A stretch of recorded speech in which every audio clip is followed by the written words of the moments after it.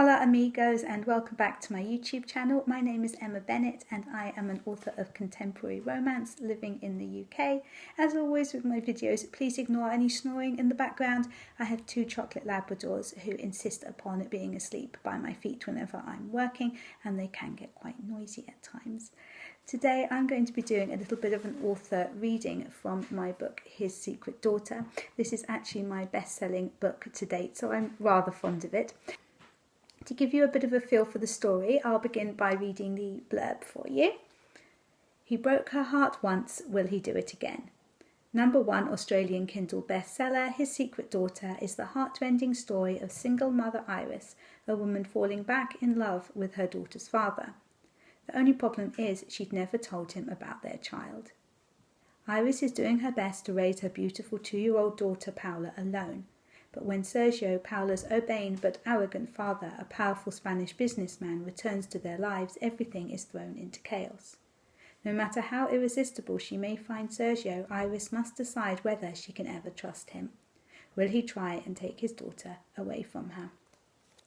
So the extract that which I thought I would read to you today is from close to the beginning of the novel, and Sergio has just bumped into Iris and her little girl for the first time and has realised that the little girl is in fact his, and he has followed her back to her flat to find out more and to demand to see his daughter.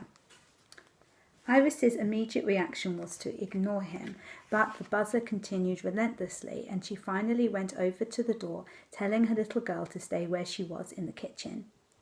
Steeling herself and taking a deep breath in an effort to control her nerves, she opened the door.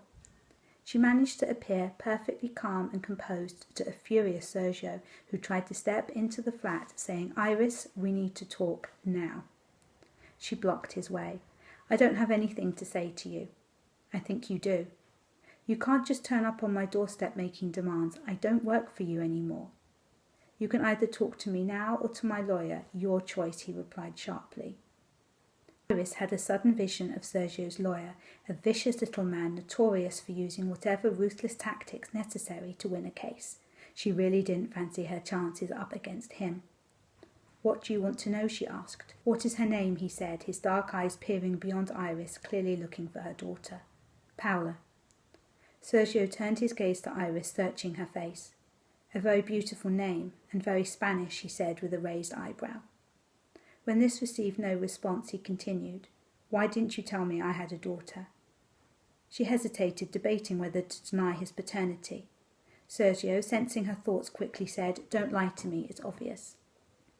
"You'd better come in," she conceded, realizing she should be counting her blessings that he hadn't had time to drag his solicitor along with him. He strode into the narrow hall and followed her through the sitting room and into the cramped kitchen. "Would you like a cup of tea?" she asked, regretting the offer as soon as she'd made it. She couldn't possibly sit down and drink tea with this man. She needed him out of her home and ideally out of her life again as soon as humanly possible. "No, this won't take long," he said distractedly, looking at the small wooden table at the far end of the room where Paula was contentedly working her way through her chalk ice. All three were silent as father and daughter surveyed each other, both of them hesitant to move towards the other. However, Paula appeared to realize he was someone significant. "Hello," she said, smiling and cheerfully waving her spoon. "Hello," Sergio reiterated cautiously, shaking his head as if waking from a trance. He returned his attention to Iris. "I have contacted my lawyers. We can go through the formality of a paternity test if you wish, but I really see no need. She's my daughter. We can do this the easy way or the hard way. I am at a conference in Geneva for the next few days, but I return Friday night. I shall expect you and Paula at my house on Saturday at 2 p.m. "What if we're not available on Saturday at 2? Iris asked petulantly. "Then I shall begin legal proceedings for full custody," he replied, not missing a beat. "You're certainly very organised for someone who only found out he was a father less than an hour ago. So you admit she is mine?" "Yes," she said softly. "Then we have nothing more to discuss. I shall see you both on Saturday." He turned to his daughter and added, "Goodbye, Paula," in a gentler tone of voice.